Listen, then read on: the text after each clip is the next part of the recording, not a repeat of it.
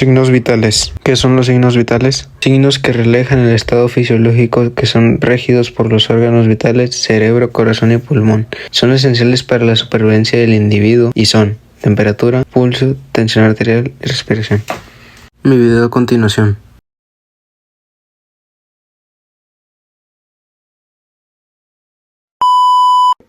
Hola, me presento, soy Marcos y voy a estar hablando de los distintos signos vitales. Número 1 vendría siendo la temperatura corporal, que es el grado de calor del cuerpo que refleja el equilibrio entre producción y el color. Se puede medir con un termómetro, ya sea un termómetro digital o de mercurio. Aquí yo tengo los dos, permítanme. Este vendría siendo un termómetro digital. Al momento de picar el botón de aquí, tenemos que ponérselo en la axila a una persona, esperar 2 minutos o hasta que suene. Cuando suene ya podremos identificar cuánto es el nivel de temperatura. Este es un termómetro digital. Permítanme.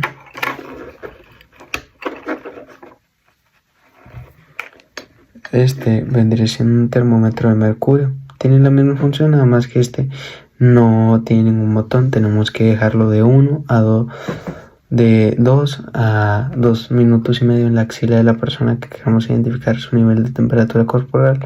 Y así podremos identificar si su temperatura es baja, normal o alta. Los valores generales. En niño vendría siendo de 36.5 grados Celsius a 37.8 grados Celsius. En una persona ya mayor, en un adulto, vendría siendo de 36.5 grados Celsius a 37.5 grados Celsius. Luego sigue la frecuencia cardíaca. Este vendría siendo el número de latidos del corazón por minuto. Se puede medir ya sea con un reloj de medición o con un estetoscopio. No tengo reloj a mi disposición, les voy a poner una imagen aquí, pero tengo el estetoscopio. Permítanme un segundo. Este vendría siendo el estetoscopio. Se pone así en las orejas y esta parte viene acá.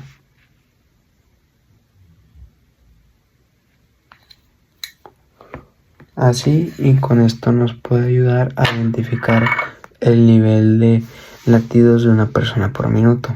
Los valores generales. En niño vendrían siendo de 80 a 120 latidos por minuto. Una persona ya mayor, en un adulto, vienen siendo de 60 a 100 latidos por minuto. Luego la frecuencia respiratoria es el número de respiraciones por minuto. Esta aquí se puede medir de diferentes formas, la que se usa normalmente es la del reloj. Desafortunadamente no tengo un reloj de medición de frecuencia respiratoria de mano, pero les voy a poner una imagen. La que se puede hacer manualmente es la observación, la de que nosotros veamos de forma disimulada a la persona que queremos identificar el número de respiraciones por minuto, contar y así determinar. En niño, los valores generales en niño vienen siendo de 20 a 30 respiraciones por minuto. Una persona ya mayor, en un adulto, vienen siendo de 12 a 20 respiraciones por minuto. Permítanme un segundo. Luego, la presión arterial, la fuerza que ejerce la sangre contra las partes de las arterias. Esta tiene una forma un poquito ya más avanzada de medirse, que viene siendo con el sigmamómetro. Permítanme un segundo porque lo tengo aquí en la mano. Este vendría siendo el sigmamómetro. El sigmamómetro tiene que estar, primero se tiene que identificar el pulso de la persona en la parte del brazo, aquí precisamente, y se tiene que enrollar un poquito más acá arribita.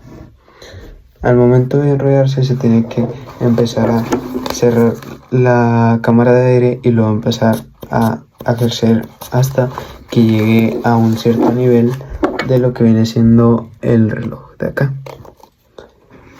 Después de eso se tiene que abrir la válvula de aire para que se empiece a liberar, y así nosotros podemos identificar desde qué número a qué número empieza la presión arterial. Básicamente los valores generales en niño son de normalmente del 90 al 60 milímetros de mercurio.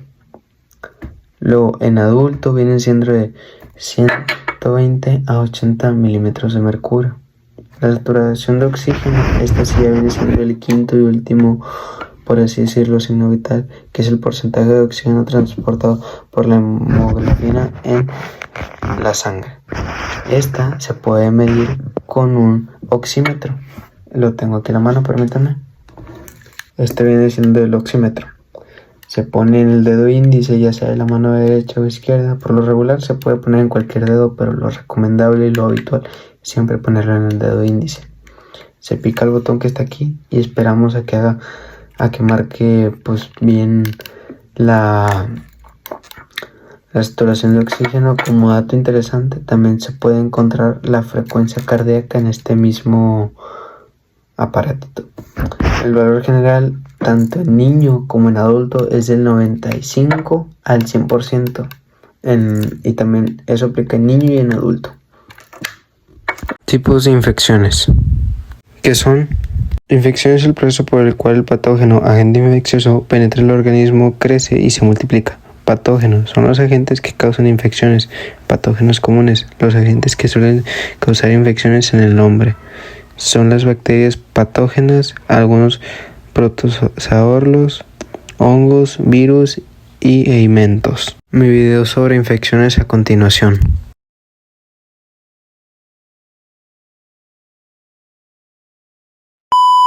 Bueno, y ahora vamos a hablar de lo que vienen siendo los tipos de infección. Ahora, hay diferentes tipos de infección, los cuales vendrían siendo 4 los más importantes. ¿Cuáles son las infecciones por bacterias? Como su nombre lo dice, o son las infecciones bacterianas, vienen siendo por bacterias, que vienen siendo cuando nosotros, un ejemplo, nos lavamos las manos y comemos, ahí en ese momento la comida se puede contaminar y podemos contraer alguna bacteria al momento de ingerir la comida si no nos desinfectamos las manos antes y después de comer. Luego, las virales, estas vienen siendo ya más causadas por los virus, los patógenos, que vienen siendo, por así decirlo, gripe, VIH, influenza, y eso nos puede desencadenar alguna enfermedad más avanzada, algo que sí requiere atención médica inmediata o algún tratamiento especializado. Luego, las fúngicas, esas vienen causadas por hongos. Cuando, un claro ejemplo, si nosotros tenemos contacto con un hongo directo en alguna herida, podemos contraer esa enfermedad y puede llegar a ser mortal para nosotros, puede acabar con nuestra vida, y eso, la forma más adecuada es evitar el contacto con un hongo. Si se va a tener contacto con algo que tenga algún hongo, es usar protección y medidas de seguridad y de higiene necesarias para evitar contraer alguna infección por hongo y no generarnos algún problema de salud un poco más avanzado.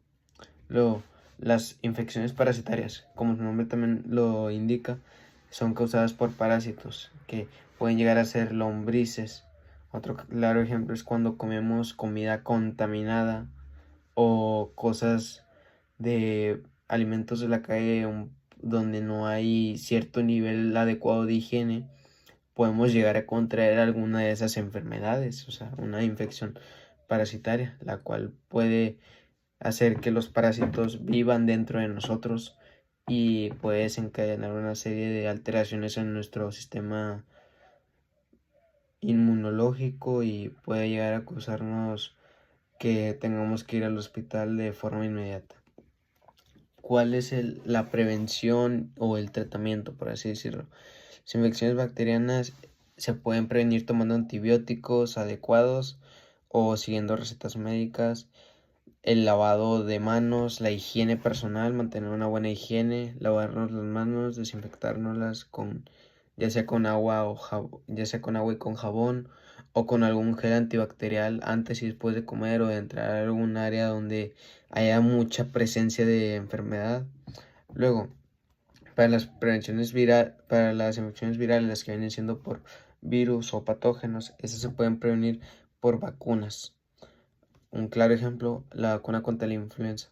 Si nosotros nos vacunamos contra el sarampión, la influenza, el COVID, podemos prevenir que nos dé esa enfermedad, porque vamos a tener en sí la enfermedad, pero vamos a estar en el proceso de inmunidad.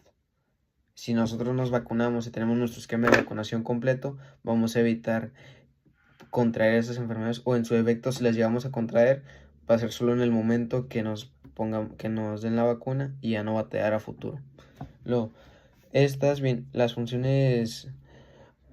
Las infecciones causadas por hongos o fúngicas, que cualquiera de las dos terminaciones es adecuada, es la de el control de humedad en lugares donde haya presencia de humedad. Un claro ejemplo, la regadera donde donde nos bañamos, el baño, tenerlo seco para evitar que se genere un hongo, o limpiarlo frecuentemente, que esté limpio esos lugares para evitar que crezca un hongo y así poder tener un lugar de higiene adecuado. También con nuestra propia higiene personal, el cuidado, uso de cubrebocas, de guantes y de ropa larga si es que llegamos a entrar a esos lugares o tener contacto con algún hongo. Las infecciones parasitarias.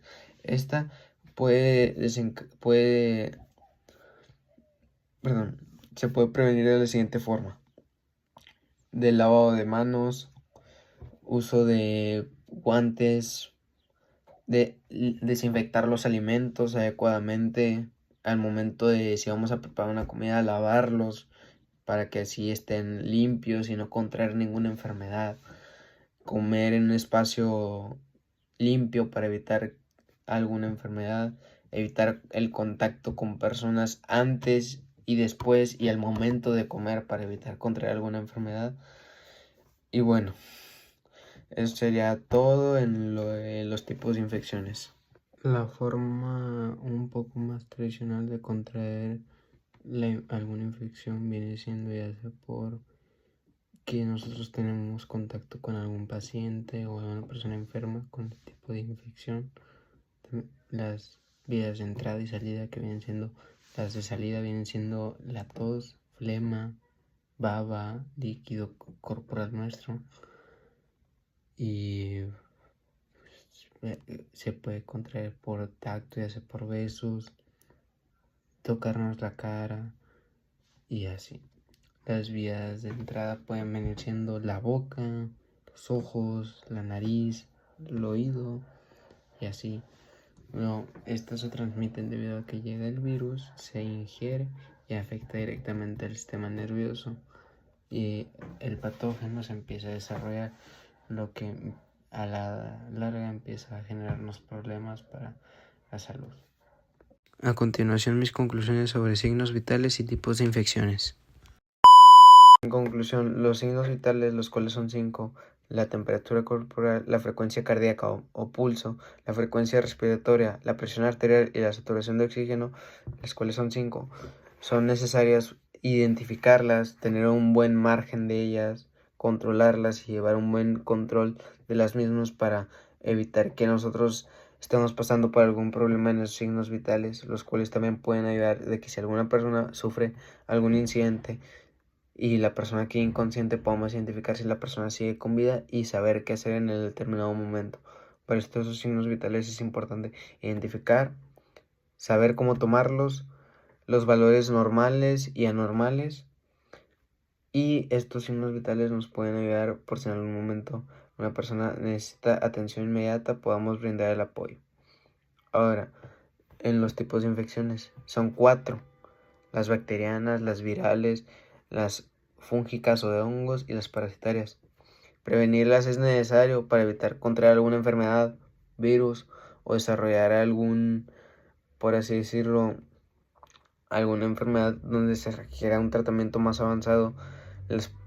Las medidas de prevención más, por así decirlo, más famosas o más comunes vendrían siendo el lavado de manos o desinfectación de manos, ya sea con jabón líquido o un jabón para baño o un gel antibacterial adecuado. La vacunación también, para evitar contraer patógenos y virus y desarrollar enfermedades que puedan llevarnos a problemas de salud un poco más avanzados. Luego también eh, podría quedar el uso de anticonceptivos, de condones, para evitar, de preservativos, para evitar contraer alguna enfermedad de transmisión sexual, que también encajan como infecciones virales, como el VIH, el herpes genital y alguna enfermedad de producción sexual. Luego, evitar el contacto con personas infectadas o que tengan alguna enfermedad así como influenza, o si vamos a tener contacto, desinfectarnos, bañarnos, asearnos para evitar que alguna de esa enfermedad se quede en nuestro sistema y tomar antibióticos para así poder evitar que nosotros podamos contraer esa enfermedad. Como último podría venir siendo la higiene y los alimentos limpios al momento de nosotros cocinar, limpiarlos, desinfectarlos y cocinar en un ambiente sano y limpio para evitar que los alimentos queden infectados. Eso sería todo. Gracias.